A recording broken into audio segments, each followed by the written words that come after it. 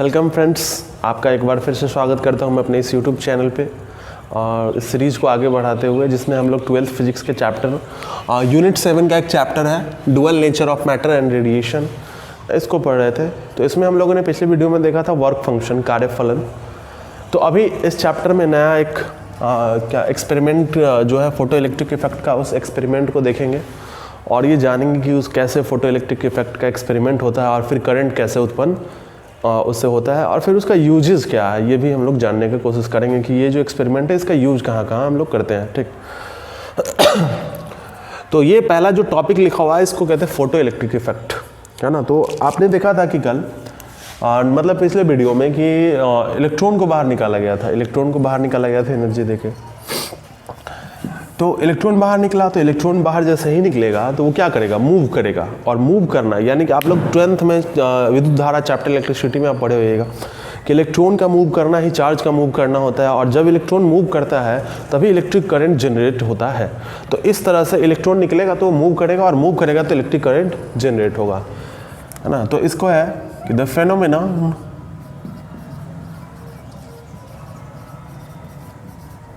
Of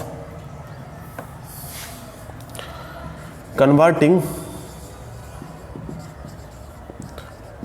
light energy into the electrical energy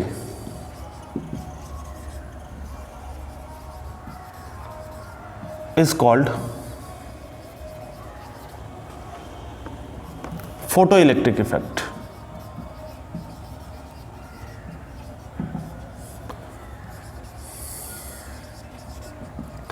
photo electric effect क्या है दोस्तों, कि एक फेनोमेना है जिसमें क्या होता है कि लाइट एनर्जी कन्वर्ट हो जाता है इलेक्ट्रिकल एनर्जी में। उस इफेक्ट को हम लोग क्या कहते हैं, फोटो इलेक्ट्रिक इफेक्ट कहते हैं। इस फेनोमेना को, इस घटना को हम लोग क्या कहते हैं, फोटो इलेक्ट्रिक इफेक्ट कहते हैं। अब इसमें क्या होता है कि जो इलेक्ट्रॉन इजेक्ट होता है, पिछले वीडियो में आपने भी देखा था कि ejected electron by photo electric effect is called photo electrons. जो इलेक्ट्रॉन बाहर निकले हैं उन इलेक्ट्रॉन को फोटो इलेक्ट्रॉन्स कहते हैं। और इससे जो करंट, इलेक्ट्रॉन बाहर निकलेगा तो फ्लो करेगा, और इलेक्ट्रॉन जैसे ही फ्लो करेगा तो करंट प्रोड्यूस हो जाएगा, यानी कि करंट आ जाएगा उस सर्किट में। जिस सर्किट में इलेक्ट्रॉन का फ्लो होगा उसमें क्या होगा, करंट आ जाएगा। Current produce by photo electric effect is called photo current. ठीक है दोस्तों, तो यानी कि जो विद्युत धारा उत्पन्न होता है इस इफेक्ट के कारण, इस घटना के कारण, उसे हम लोग फोटो करंट या कि प्रकाश विद्युत कहते हैं। ठीक है, तो इसका एक एक्सपेरिमेंटल सेटअप हम लोग देखेंगे, लेकिन एक्सपेरिमेंटल एक सेटअप देखेंगे। एक वीडियो यहाँ पे पूरा एक फिगर बनाएंगे। हाँ, यहाँ पे एक हेडिंग लगा लेते हैं, experimental study of photo electric effect.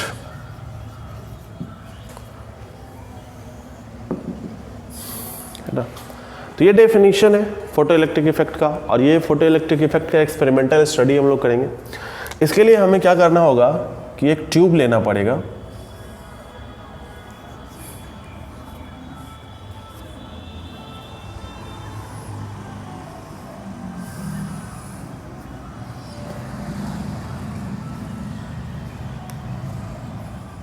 एक ट्यूब लेना पड़ेगा।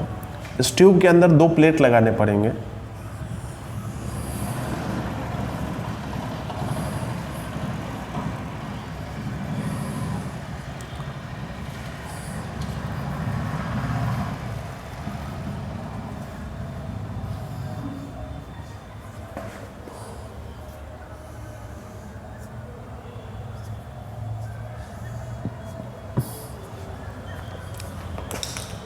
यहाँ पे एक की रहेगा,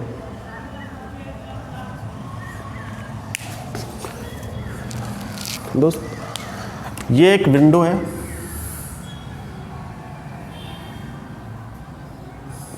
ना, यहाँ पे एक लाइट का सोर्स है जहाँ से रेडिएशन आएगा, सोर्स ऑफ लाइट, ठीक है। ये विंडो है W, है ना, ये सोर्स है S, ये विंडो है जिससे लाइट की एंट्री होगी, और यहाँ पे एक फिल्टर लगा होगा, ठीक है। यहाँ से लाइट इस प्लेट पर ऐसे आएगा, और लाइट जैसे ही इस प्लेट पे टकराएगा तो यहाँ से इलेक्ट्रॉन्स निकलना शुरू हो जाएंगे, और ये इलेक्ट्रॉन्स दूसरे प्लेट की तरफ चलेंगे,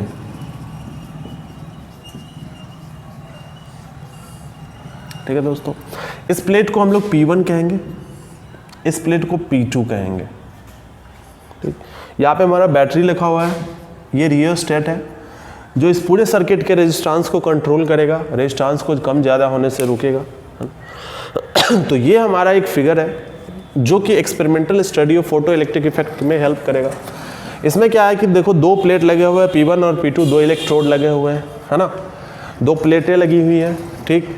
एक ये ट्यूब है, इस ट्यूब के एक विंडो है, खिड़की, उसके विंडो में एक फिल्टर लगा हुआ है, और जब लाइट आएगा फिल्टर इसलिए लगा हुआ है कि ये कोई खास ही वेवलेंथ और फ्रीक्वेंसी के पार्टिकुलर वेवलेंथ, मतलब ऐसा नहीं कि सारे वेवलेंथ और सारे फ्रीक्वेंसी वाले लाइट को अंदर आने देगा।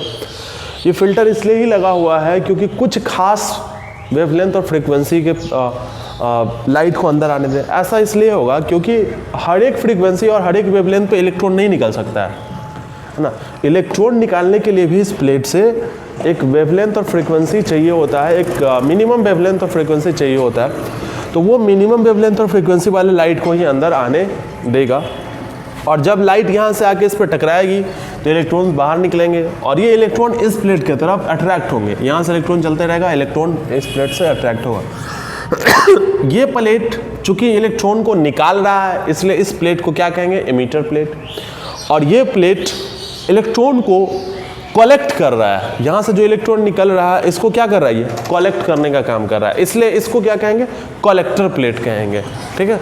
तो P1 emitter plate, P2 collector plate. Electron यहाँ से निकला, इलेक्ट्रॉन का फ्लो हुआ, यहाँ कलेक्ट हुआ और फिर यहाँ से जाना शुरू हुआ, और ये है माइक्रोमीटर। इसको हम लोग कहते हैं माइक्रोमीटर। माइक्रोमीटर है, तो ये माइक्रोमीटर क्या करता है, माइक्रोमीटर डबल एम या डबल एम होगा, माइक्रोमीटर है। ये क्या करता है कि इससे जो करंट पास करेगा इसको वो डिफ्लेक्शन शो करेगा। एक एमीटर क्या होता है, एक डिवाइस होता है, एक यंत्र होता है जो करंट जाने पर उसके निडल में डिफ्लेक्शन ऐसे दिखता है। तो यहाँ पे एक एमीटर लगा होगा, माइक्रोमीटर, जो बहुत छोटा सा करंट को भी आप क्या करेगा, डिटेक्ट कर लेगा, है ना। सेंसिटिव होता है, बहुत छोटा करंट के प्रति भी सेंसिटिव होता है, और वो डिफ्लेक्शन शो करेगा, और फिर करंट इस परिपथ में ऐसे चलना शुरू कर देगा। तो आपने देखा कि लाइट एनर्जी से कैसे इस पूरे एक्सपेरिमेंटल सेटअप के द्वारा इलेक्ट्रिक करंट को निकाला गया है, ठीक है। तो अगर हम इसकी बात करें तो दिस एक्सपेरिमेंटल सेटअप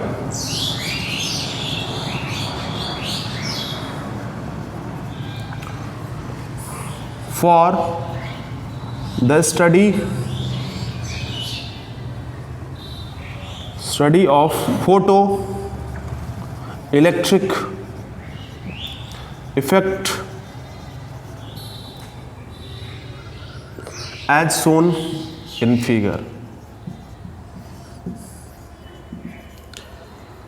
ये जो एक्सपेरिमेंटल सेटअप है, ये जो प्रायोगिक सेटअप है, यह फोटो इलेक्ट्रिक इफेक्ट के स्टडी के लिए यहाँ पे फोटो बनाया गया है, जैसा कि फिगर में दिखाया गया है ना। तो इसके द्वारा हम फोटो इलेक्ट्रिक इफेक्ट को करेंगे। तो आप वीडियो को पॉज करके पहले ये पूरा को लिख लें, फिर हम आगे इसका कंस्ट्रक्शन देखेंगे, फिर वर्किंग देखेंगे, फिर लास्ट में इसका यूजेस देखेंगे।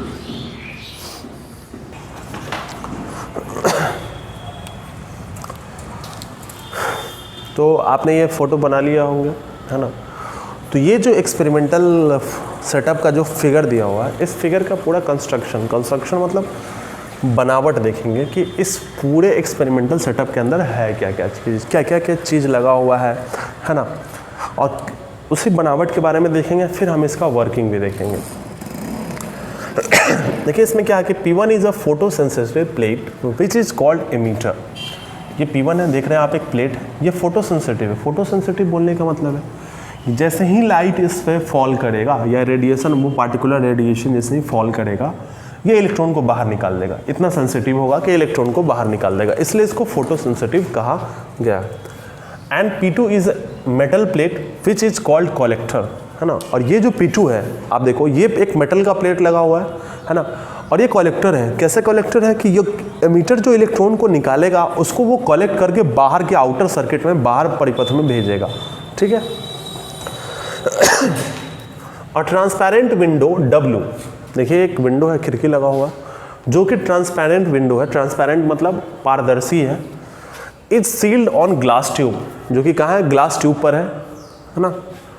विच can be covered with a glass filter, जिसे कि ग्लास फिल्टर के द्वारा, देख रहे हैं फिल्टर के द्वारा कवर्ड किया गया है। Which allows light of particular wavelength और frequency to pass through it, जो कि ये फिल्टर क्या करता है, ये किसी खास वेवलेंथ और किसी खास फ्रीक्वेंसी के ही लाइट को अलाउ करता है अपने अंदर से पास करने के लिए। खास कहने का मतलब क्या है, वो क्यों खास, पार्टिकुलर सारे फ्रीक्वेंसी वाले लाइट को क्यों नहीं आने देता।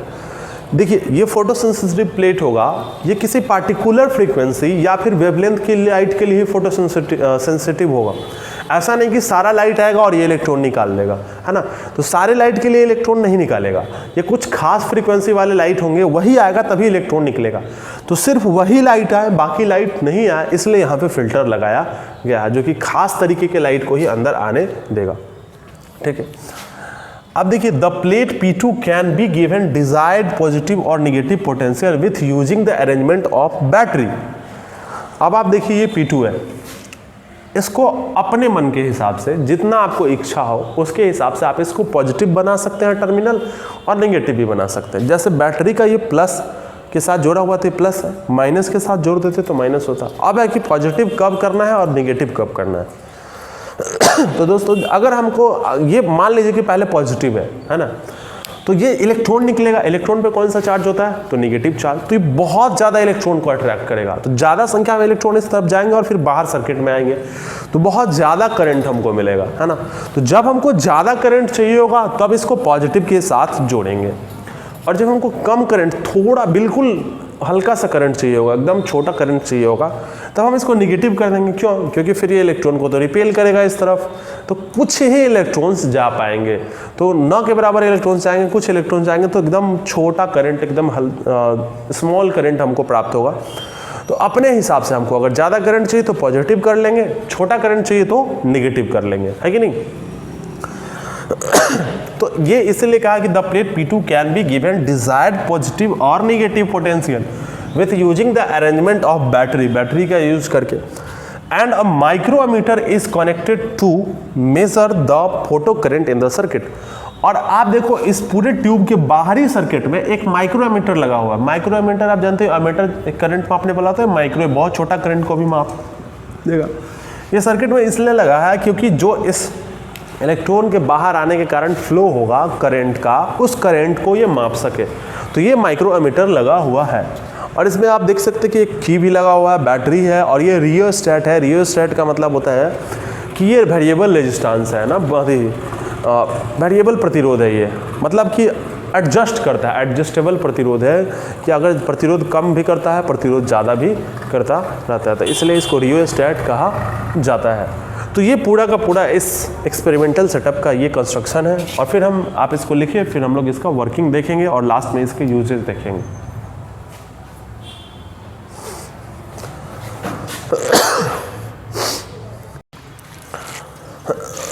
तो ये दोस्तों इस फेनोमेना जो ये एक्सपेरिमेंटल सेटअप है, इसके हम लोग वर्किंग को देखेंगे, है ना, कि ये पूरा का पूरा एक्सपेरिमेंटल सेटअप कार्य कैसे करता है, क्या क्या तरीके हैं कार्य करने के, इसके पूरे को देखना है हमको, ठीक है। तो इसको हम लोग देखते हैं, यहाँ पे लिखा हुआ है वर्किंग, कार्य प्रणाली जिसको हम लोग कहते हैं हिंदी में।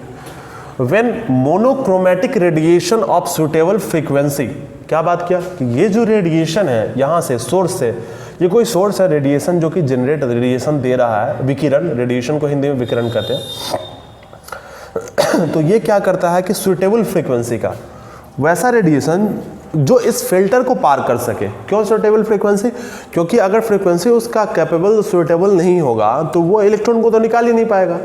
तो एक फ्रीक्वेंसी लेवल चाहिए होगा कि उसी फ्रीक्वेंसी का जो लाइट आएगा, रेडिएशन आएगा, वही इलेक्ट्रॉन को निकाल सकता है।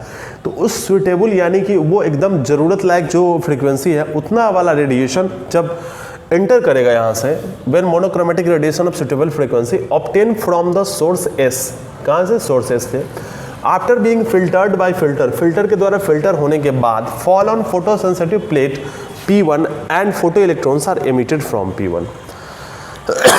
अब क्या होता है, आप देख सकते हैं कि यहाँ से जो सोर्स से आया था रेडिएशन, वो फिल्टर के द्वारा फिल्टर हुआ, है ना, क्योंकि बाकी जो रेडिएशन थे जिनका सुटेबल फ्रीक्वेंसी नहीं था वो सब बाहर ही रह गए। सुटेबल रेडिएशन वाले अंदर आए, कहाँ पे गिरे, किस पे गिरे? तो आपने देखा कि प्लेट पे, किस प्लेट पे? Photo sensitive plate.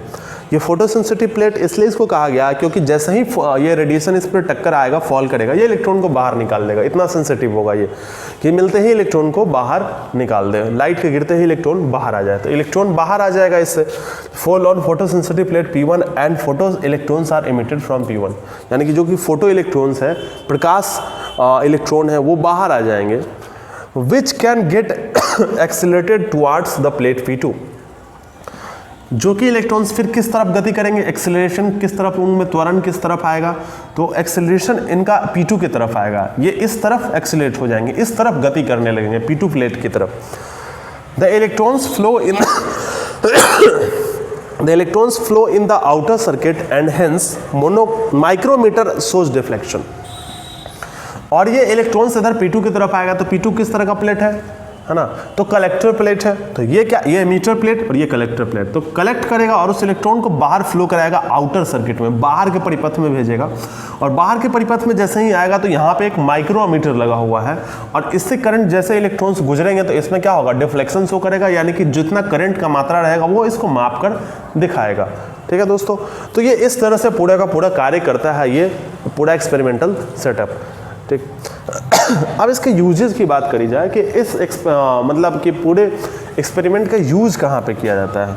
यूजेस की बात की जाए, यूजेस, तो इसका यूज किया जाता है काउंटिंग मशीन में, है ना, note counting machine. It is used in note counting machine,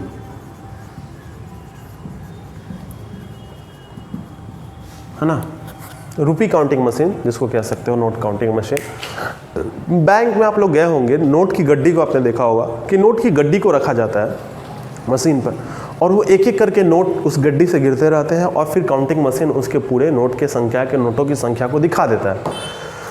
होता है कैसे है कि जिस रास्ते से नोट गिरता है उस रास्ते में इसी तरह का एक्सपेरिमेंटल एक सेटअप लगा होता है जो कि बार बार लाइट का जो रेडिएशन होता है वो आते रहता है और उस एक्सपेरिमेंट में करंट पास करते रहता है। जैसे ही नोट की गड्डी से गिरता है तो वो लाइट को कट कर देता है। गिरते समय क्या करेगा कि लाइट के बीच रास्ते से जाके गुजर जाएगा, तो लाइट कुछ देर के लिए तो कट हो ही जाएगा। तो लाइट कट हुआ, उतना देर के लिए क्या हुआ, करंट भी कट हो गया, क्योंकि जैसे ही लाइट नहीं होगा तो इलेक्ट्रॉन नहीं निकलेगा, इलेक्ट्रॉन नहीं निकलेगा तो करंट इससे पास करेगा ही नहीं, तो करंट कट हुआ। तो जितना बार नोट की गड्डी से नोट गिरेगा नीचे की ओर, उतना बार लाइट को क्या करेगा, वो कट करेगा, लाइट के रास्ते को अवरोधित करेगा, रोकेगा। तो लाइट जितनी बार अवरोधित होगा लाइट का रास्ता, उतना बार क्या होगा, करंट कट होगा। और उसके अंदर एक सेंसर लगा होता है जो ये काउंट करता है कि कितना बार करंट कट हुआ है। वो नोट को काउंट नहीं करता है, वो क्या काउंट करता है कि कितना बार करंट, यानी कि जो धारा है, जो हमारा विद्युत धारा है, वो कितना बार इसमें अवरोधित हुआ है। ठीक है, तो उसमें क्या होता है कि जितना बार विद्युत धारा अवरोधित हुआ है उतना नोट नीचे आया होगा, नीचे गिरा होगा। तो इस तरह से नोटों की संख्या की गिनती कर लिया जाता है। तो इसका इस्तेमाल बैंक में किया जाता है, खासकर वो नोट काउंटिंग मशीन के अंदर। तो इस टॉपिक पे आज इतना ही रहेगा दोस्त, और फिर हम नया टॉपिक लेकर आएंगे नेक्स्ट वीडियो में, और ये वीडियो रेगुलर वाइज डेली आते रहेंगे, है ना। पूरे यूनिट 7 को कवर करेंगे, यही नहीं पूरे 12th के फिजिक्स को कवर करेंगे हम लोग। और ये मैं आपसे प्रॉमिस करता हूँ कि डेली एक वीडियो लेकर आऊँगा अगर सिचुएशन सारे नॉर्मल रहे तो। अगर आपको वीडियो अच्छा लगता है तो लाइक करें, सब्सक्राइब करें, शेयर करें और धन्यवाद।